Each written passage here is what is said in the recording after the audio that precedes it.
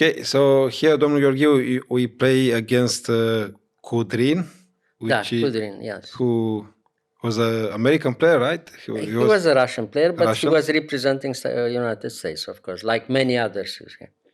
So it was a very good possibility to play a tactical game in one of the most important variation of the Queen's Indian. And it was played at the US Open, the first US Open that I played in Chicago in he was a tactical. 79. He was very tactical. He wanted to play tactical positions. You'll see. Yeah. Mm-hmm. And our game was not exception. I mean, here we played this kind of position where he tried a move recommended by Grandmaster Anderson. Later on, Anderson played myself against me in London, the same variation. You'll see. So here, after knight e4, knight takes e4, bishop takes e4, and now, e3, that gives always a small edge for white, but in any position, white is a little bit better, even if the advantage is small, but it's clear. Mm-hmm. White has a clear edge, in any kind of position. Bishop e7, bishop d3.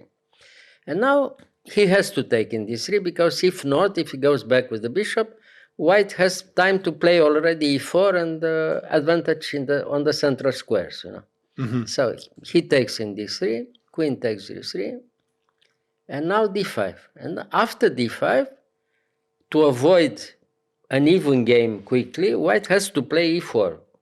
So okay, e4. And now he took in c4. I took with the queen in c4 and c5. That was the hope for an even game. I mean, he tried to equalize very quickly with black, you see. So now you have to try to demonstrate that white is still better by playing, a simple position. If you look at the position, white has always something, a little bit, but clear advantage. Takes in c5, takes with the bishop, castle, and now castle. And now bishop f4. Now he has to be careful, because after bishop f4, if he plays a normal move, like knight c6, he can resign immediately. After knight c5, b4, knight c6, b4, he's already lost. Why? Because he loses a piece by force. Oh, yes. Yeah. Queen takes c6, finished. Yes. Yeah. So, of course, he has to be careful. The best move here is queen c8. Queen c8. Now, if you play before, he goes away with the bishop. White is clearly better, but is not yet decisive, So white prepares and plays rook ac1. The threat is before. Yeah. So now a5 is the best hope for black, complicating the position. So white plays b4 anyway, takes in b4, takes, and now rook a4. That was the idea. After rook a4, it seems that black escaped somehow, Has time to, to escape by tactical moves like this. And now the first surprise, queen c2. Now you are forced to take him before. If you don't take him before, you lose a piece. So now you retreat the bishop in d2, and he loses the exchange. Oh. You see? And now you have to choose. Knight c6 probably what was better to play knight c6 anyway. But just a second. Here he cannot go on where? b5. If he plays in d5, now comes the second surprise, knight d4, and he resigns. Mm-hmm. You can't take in d4 because you lose in c8 and this mate. If you go rook c8, mate. Yes. Yeah. So this nasty pin. Yeah, nasty pin, very nasty pin. Yes. So now, if he doesn't agree to give the exchange, it was probably the best way to do it was to accept the fact that you lose the exchange. So to play knight c6. After knight c6, bishop takes b4, knight takes b4, queen c4. White is clearly better, but you have to win a winning position, Yeah. Exchange up against the pawn, and okay, white is better, probably winning for white, but not so easy, not so easy. Instead of this, Kudrin was a very tactical player, I told you, and he sacrificed the piece by taking 3 pawns.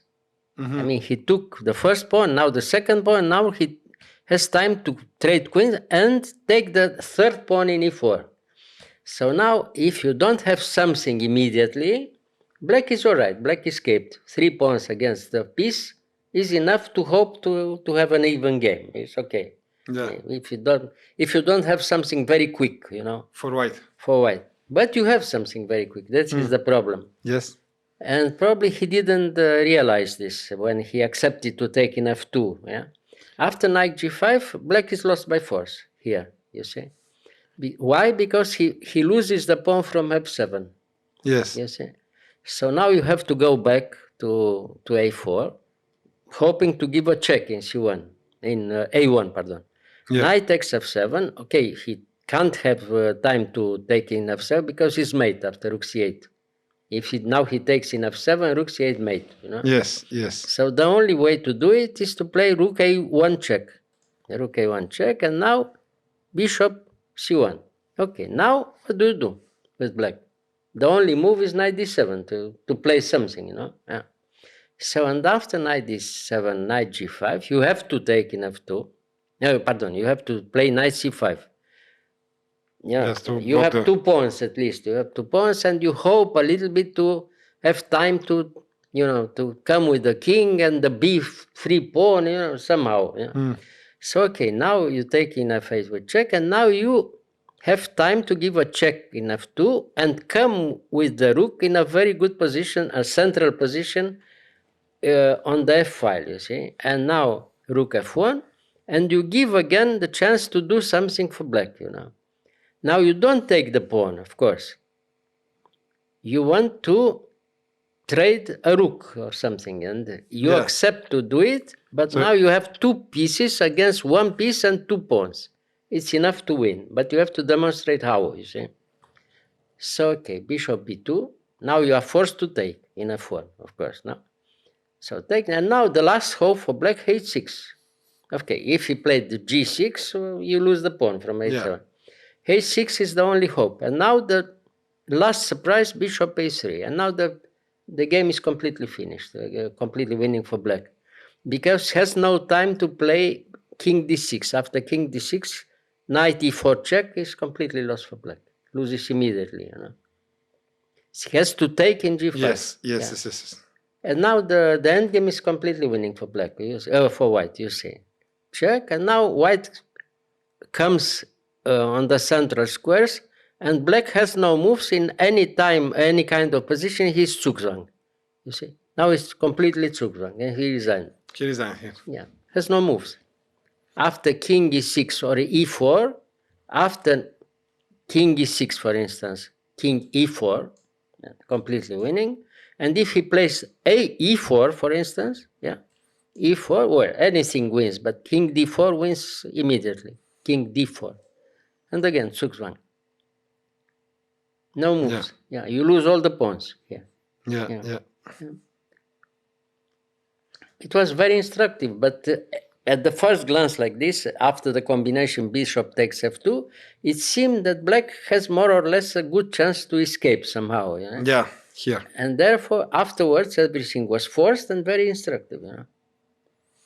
Yeah, because he missed He missed the knight g5 and knight takes f7. After knight takes f7, it's winning by force. Yes. And also broke his... the defense is completely broken, and there's no escape afterwards. But only if you play, the correct moves. I mean, you have to play very nicely until the end.